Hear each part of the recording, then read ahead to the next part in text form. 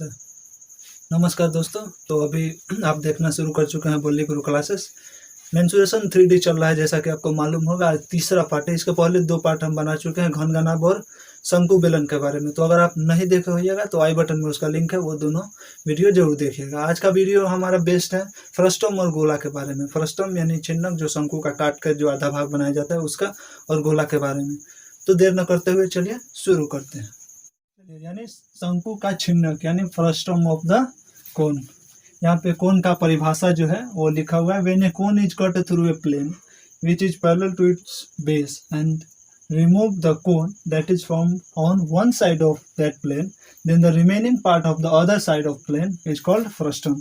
कहने का मतलब है, एक कोन को जब आधार के जो है समानांतर प्लेन से काटते हैं तो ऊपर का कोन जो ये बना छोटा वाला, इसको हटा दिया जाए तो ऐसा आकृति बनेगा। इसी आकृति को हम फ्रस्टम बोलते हैं, या छिन्नक इसी को बोलते हैं। इसी को हिंदी में छिन्नक बोलते हैं। तो ये फ्रस्टम जो है, फ्रस्टम एक्चुअली में ये लैटिन शब्द है। फ्रस्टम जो है ये लैटिन शब्द है, जिसका अर्थ होता है कटा हुआ हिस्सा या कटा हुआ भाग। तो चलिए अभी फ्रस्टम फिगर के बारे में आप समझ गए, जो फ्रस्टम क्या होता है, ये कैसे बनता है। शंकु का ही एक कटा हुआ भाग है, और ये ध्यान रहे जी, इसके पैरेलल ही कटे। अगर ऐसे तिरछा काट दीजिएगा शंकु को तो ये फ्रस्टम नहीं बनता है। फ्रस्टम बनता है, वो भी एक फ्रस्टम ही है, एक तरह से शंकु का छिन्नक ही है। लेकिन राइट सर्कुलर जो अभी तक आप पढ़ते आ रहे हैं वो आपके सिलेबस से बाहर का है। तो ये चीज़ जो है आपको जब भी क्वेश्चन मिलेगा तो ऐसा ही मिलेगा, और वही छिन्नक के बारे में पढ़ना है जिसका जो है आधार के समानांतर ही ऊपर से शंकु को काटते हैं। तो चलिए इसका TSA, CSA और वॉल्यूम के सूत्र ध्यान देते हैं, कैसे आता है वो सब आपको बताते हैं। चलिए, तो इसका जो है फ्रस्टम, इसको क्या बोलते हैं, फ्रस्टम अभी आपको समझा। फ्रस्टम का जो है वॉल्यूम निकालने की बात आती है, वॉल्यूम। तो आप शंकु का याद कीजिए, कोन का।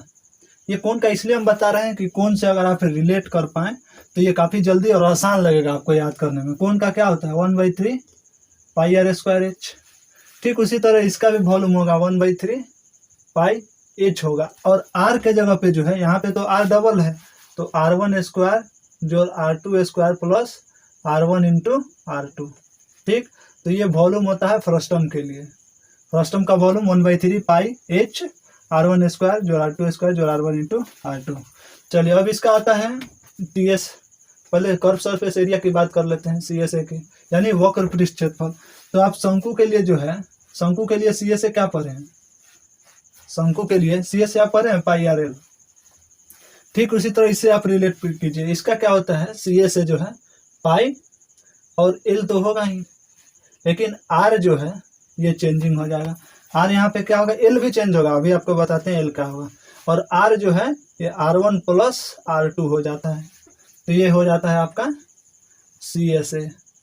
और यहाँ सब के लिए जो है, देखिए यहाँ पे क्या है, R1 जो है वो हमेशा 12 है R2 से। R1 जो होगा वो बड़ा वाला रेडियस होगा और R2 छोटा वाला। और L जो है, L जी अभी जो इसमें देखें L जो है, ये देखिए, ये जो हाइट दे रखा है, हाइट का square plus R1 minus R2 का स्क्वायर होता है। ठीक, तो यहाँ पे ध्यान रखिएगा जी, L जो है कैसे निकालेंगे, हाइट का स्क्वायर प्लस R1 यानी बड़े वाले त्रिज्या में से छोटे वाले त्रिज्या को घटा के हम फ्रस्टम में L निकालते हैं। फ्रस्टम की जो तिर्यक ऊंचाई यहाँ पे जो ये L दिख रहा है, ये आपको निकालते हैं। चलिए CSA TSA निकल गया, CSA निकल गया, वॉल्यूम निकल गया। अब TSA की बारी। TSA टोटल सरफेस एरिया यानी संपूर्ण पृष्ठ क्षेत्रफल। तो संपूर्ण पृष्ठ क्षेत्रफल क्या होगा, CSA प्लस ये वाला क्षेत्र वृत्त का क्षेत्रफल और ऊपर वाले वृत्त का क्षेत्रफल। तो नीचे वाले के लिए क्या होगा, पाई r1² जो पाई r2²। तो यहाँ पे CSA अभी निकाल के आया है, पाई L into R1 plus R2 plus pi, इससे कॉमन ले लिए R1² जो R2²। तो आपको TSA निकल गया। तो उम्मीद है जी आप वॉल्यूम निकालना, कर्व सरफेस एरिया और टोटल सरफेस एरिया का फॉर्मूला शंकु से रिलेट कर पाए होंगे, और आपको याद रखने में सहायता पहुंच रहा होगा। इससे रिलेट करके अगर आप याद करते हैं तो आपको जल्दी याद रहेगा और काफ़ी दिनों तक याद रह सकता है। तो चलिए फ्रस्टम में इतना ही, फिर पढ़ते हैं गोला के बारे में। तो अब गोला, स्फीयर एंड हेमिस्फेयर मतलब गोला और अर्धगोला। यहाँ पे गोले का परिभाषा जैसे आप वृत्त में पढ़े थे, आपको मेंसुरेशन 2D में वृत्त से रिलेटेड था, लेकिन वृत्त एक बिंदु से बिंदु पर था, एक सतह पर ही। लेकिन ये जो है ये 3D में है, ये एक ब्रह्मांड में जो है किसी सतह पे नहीं है, 3D में एक निश्चित बिंदु से समान दूरी पे जो है, समान दूरी पे बिंदु पथ है। ये समान दूरी पर एक वस्तु जिसका एक निश्चित बिंदु से उसके सतह का जो दूरी है हमेशा समान हो, वही यहाँ पे लिखा है। The sphere is a 3-dimensional figure which is made of all points in the space which lies at a constant distance from a fixed point। इतनी एक निश्चित बिंदु से, ये 3D में ऐसा फिगर जो एक निश्चित बिंदु से सभी बिंदु की दूरी समान हो।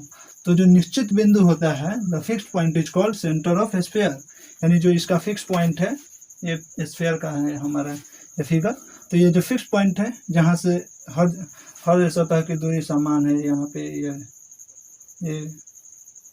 3D में है, 2D में नहीं है।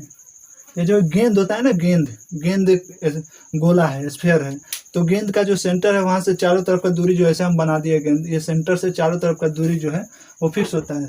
तो ये जो दूरी फिक्स होता है, इसको फिक्स दूरी को हम रेडियस ऑफ स्फीयर बोलते हैं, और जिस बिंदु सेंटर में जो होता है उसको हम केंद्र बोलते हैं, स्फीयर का केंद्र यानी सेंटर ऑफ स्फीयर। तो चलिए स्फीयर में इतना ही। इसके बाद अभी हम आपको बताएंगे इससे रिलेटेड, जैसे स्फीयर का वॉल्यूम क्या होता है और अर्धगोला क्या होता है। जैसे स्फीयर है, ठीक, स्फीयर को अगर हम काट देते हैं ना, जैसे गेंद होता है, गेंद अगर बीचों बीच आप काट दीजिएगा तो ये हेमिस्फीयर बन जाता है, जिसको अर्धगोला इसको बोलते हैं, जिसको हम बोलते हैं अर्धगोला। और ये तो गोला, स्फीयर यानी गोला। तो चलिए गोला और अर्धगोला से संबंधित सूत्र अभी आपको पढ़ाते हैं। चलिए, तो स्फीयर के लिए और इधर हेमिस्फीयर के लिए। हेमिस्फीयर का मतलब अर्धगोला, अभी आप हिंदी वाले समझ रहे होंगे, ये गोला। तो गोला जो देखिए, गोला में इसका वक्र पृष्ठ और संपूर्ण पृष्ठ एक ही होगा। टोटल सरफेस एरिया बोलिए गोला का, TS है या फिर CS है, कर्व सरफेस बोलिए। ये तो गोला में कौन सा सरफेस, गोला का सारा एक ही है, तो ये आपका होता है 4πr², ठीक। और इसका आयतन जो होता है, वॉल्यूम जो है इसका होता है 4/3πr³, जहाँ क्या है, where R is radius of sphere. तो यहाँ पे मुख्यतः गोला में दो ही सूत्र आपको याद करना है, यानी दो ही सूत्र का उपयोग ज़्यादातर आपको होगा गोला के लिए, एक TS है या फिर CS है बोलिए, यानी टोटल सरफेस एरिया, वक्र पृष्ठ क्षेत्रफल या संपूर्ण पृष्ठ क्षेत्रफल। गोला के लिए एक ही होता है, वो 4πr², और आयतन 4/3πr³। लेकिन यही चीज़ जब हेमिस्फीयर में आते हैं, यानी अर्धगोला में जब आते हैं, अर्धगोला की अगर हम बात करें तो अर्धगोला में क्या होता है, अर्धगोला में इसका CS से चेंज हो जाएगा।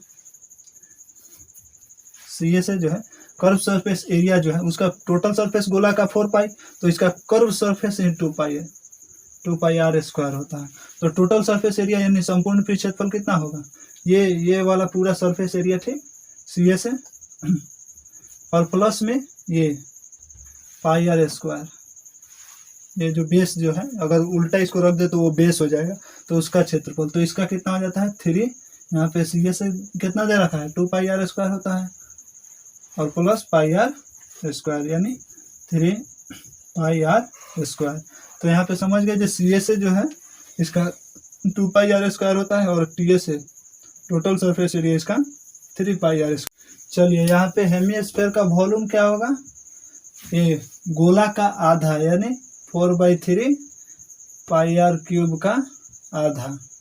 इसका मतलब क्या हुआ 2/3πr³, यानी अर्धगोले का जो है आयतन जो होता है 2/3πr³ से संबंधित जो हम समझाए हैं वो आप समझ पाए होंगे। ये सारा सूत्र जो है आपको हम आइडिया भी दिए हैं जो किस तरह से आप याद करेंगे तो ज़्यादा दिन तक आप याद रख सकते हैं, तो वो याद कीजिए। इसके अगले वीडियो में अब हम जो है 3D से संबंधित बहुत सारा क्वेश्चन लेके आएंगे, हर एक घन घनाभ के लिए कुछ 5-6 क्वेश्चन, फिर शंकु के लिए क्वेश्चन, फिर ये बेलन, ये गोला, फ्रस्टम, ये सबसे संबंधित अच्छे अच्छे क्वेश्चन लेके आएंगे, प्रश्नों से संबंधित, जो मतलब ऐसे प्रश्न जो परीक्षाओं में पूछे जाते हैं। तो चलिए आज के लिए इतना ही। अगर वीडियो अच्छा लगे तो लाइक कीजिए, अपने दोस्तों में शेयर कीजिए और सब्सक्राइब कीजिए। चलिए आज के लिए इतना ही, फिर मिलते हैं अगले वीडियो में, तब तक बनाते रहिए।